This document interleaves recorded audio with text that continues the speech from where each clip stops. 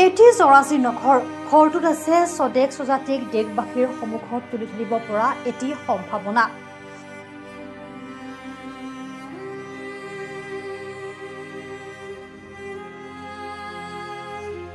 ঘৰটোৰ ভিতৰত আছে এখন বিছনা, এটা কোঠা, সৰু কোঠা, তাতে পঢ়া টেবুল, তাতে ৰান্ধনীশাল। ভগা ঘৰটোৰ ওপৰত দেখি থকা আকাশখনেই যেন ছাল। আকাশে বৰষিলে ভিতৰত আঠুৱনীয়া পানী হয়। ৰ'দত এই প্ৰচণ্ড গৰমৰ বেলিটো যেন গোটেই পাতে সোমাই আহে ভিতৰলৈ। ঘৰটো আমাৰ ভাঙা এতিয়া টিং চিং ফুটাই আছে। বৰষুণ দিলে গোটেই পানী ভৰে। এতিয়া ঘৰত পঢ়া শুনা টেবুলো নাই। এতিয়া এনেকৈ পঢ়ি থাকোঁ লাইন চাইন গ'লে। আমাৰ এই বাক্যত তিল মানুহ আখোৱা নাই। ছবি চালেই দেখিব সত্যতা।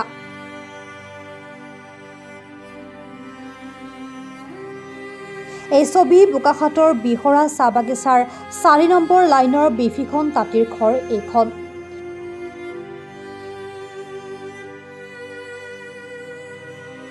বিফিখন তাঁতীৰ পত্নী ফুলন তাঁতী। ইয়াতেই লুকাই আছে আমি উল্লেখ কৰা সম্ভাৱনা আছিমা তাঁতী। আছিমা তাঁতী বিহৰা মডেল হাইস্কুলৰ ৯ম শ্ৰেণীৰ ছাত্ৰী। সৰুৰে পৰাই খেলত ৰাপ, ফুটবল খেলে। বৰ্তমান গুৱাহাটী ছাই একাডেমীত প্ৰশিক্ষণৰত আছিমা। সকলো সচেতন ব্যক্তিৰ ঐক্যতেই ইতিপূৰ্বে অসম মহিলা ফুটবল দলৰ হৈ ঝাৰখণ্ডত যোৱা ১২ এপ্ৰিলৰ পৰা ১৪ এপ্ৰিললৈ অনুষ্ঠিত ৫ম নেশ্যনেল ৰুৰেল ফুটবল চেম্পিয়নশ্বিপত অংশগ্ৰহণ কৰিছিল আছিমাই।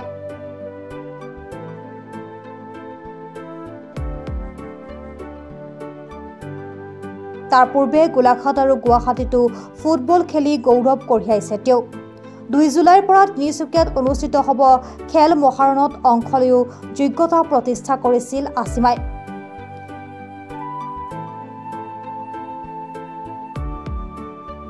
ছাই একাডেমীত অনুশীলন কৰি থকা আছিমাই নিজৰ জৰাজীৰ্ণ ঘৰখন দেখি হতাশাত ভোগে। গাহৰি কাটি বিক্ৰী কৰা পিতৃ আৰু বাগিচাৰ অংশকালীন শ্ৰমিক মাতৃৰ উপাৰ্জনেৰে নচলে ঘৰখন। বাহিৰত খেলিবলৈ যাওঁতে ঘৰখনৰ ছবি চকুলৈ আহিলেই হতাশাই আৱৰি ধৰে ১৪ বছৰীয়া অপাৰ সম্ভাৱনাৰ আকৰ আছিমা তাঁতীক। শামুকৰ পেটৰ মুকুতাহেন আছিমাৰ এই যাত্ৰা প্ৰত্যক্ষ সহায় আগবঢ়াবনে চৰকাৰে? বিশেষ অগ্ৰাধিকাৰ ভিত্তিত আছিমাৰ ঘৰখন সাজি দিবলৈ ব্যৱস্থা ল'বনে বোকাখাতৰ বিধায়ক তথা জ্যেষ্ঠ মন্ত্ৰী অতুল বৰাই?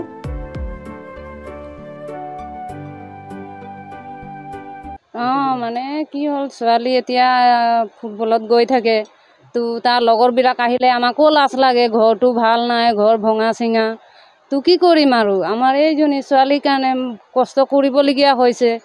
য'তে যাওঁ ত'তে কাম কৰোঁ আৰু আনি আৰু ছোৱালীক পঢ়াবলগীয়া হয়। বাপেকে যায় বজাৰৰ পৰা আহি মেলি আৰু কিনো কৰিব আৰু। এই ছোৱালীজনীক পঢ়িব দিয়ে, টেবুলত য'তে পঢ়ে তাতে পানী। তো কি কৰিম আৰু, উপায় নাই। তেনেকুৱাতে ছোৱালীক যেনে তেনেকৈ পঢ়ালোঁ। খেলত গ'ল, খেলত গৈ আকৌ ফুটবলত যায়, ফুটবলৰ পৰা খেলি মেলি আহি আকৌ ৰাতি বহে।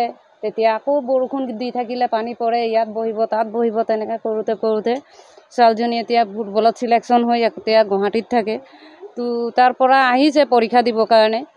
তো পৰীক্ষা দিবৰ কাৰণে আহিছে। এতিয়া আমাৰ এই ছোৱালীজনীক এতিয়া আৰু সোমবাৰ কালি পঠিয়াব আৰু বাপেকে গৈ থৈ আহিব। এইখিনিত আমাৰ অতুল বৰা আছে ওচৰতে, যদি সহায় যোগ দিয়ে ছোৱালীজনীও আৰু ৰাস্তা পদূলিবিলাক ভাল কৰি দিলে ভালেই হ'ব। আমাৰ ইমান এতিয়া ছোৱালীক ইয়াতে গেম খেলিবলৈ গ'লে গাড়ী এতিয়া বাইক উঠাব নোৱাৰি, নমাবও নোৱাৰি, ৰাস্তাটো বেয়া। আৰু কেতিয়াবা লাইন চাইন গুচি গ'লেও মানে এনেকৈ আমাৰ পোষ্টকুটা চোটাও নাই। এনেকৈ চাৰ্জাৰ দি আমি ঘৰটো মানে ইনজয় কৰি তাক পঢ়া লিখা তেনেকৈ কৰোঁ। বহুত কষ্ট হয় আৰু তবু আৰু আমি ছোৱালীটোক মই আৰু গৈ থৈ আহোঁ খেলত দি আহি আৰু তেনেকৈ আৰু আমাৰ চবেই কষ্ট কৰি ছোৱালীখিনি গাঁৱৰ মানুহবিলাক চবেই তাক কয় যে ভাল ছোৱালী, তই ভালকৈ খেলিবি, তই এইখিনিত নাথাকিবি, বল ফুটবল খেলি থাক। আমাৰ এইখিনি চবেই চাথ দিয়ে আৰু। বোকাখাতৰ পৰা ভূপেন হাজৰিকাৰ ৰিপৰ্ট, প্ৰাতঃ টাইম ডিজিটেল।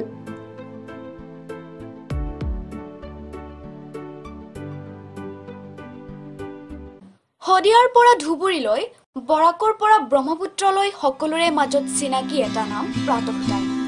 থলুৱা ভাষা, কৃষ্টি আৰু সত্য বাতৰিৰ আধাৰত প্ৰতিষ্ঠিত খবৰ প্ৰাতঃ টাইমৰ প্ৰতিটো বা বাতৰি পুংখানুপুংখভাৱে চাবলৈ ফেচবুক, ইউটিউব, ৱেবছাইট, টুইটাৰ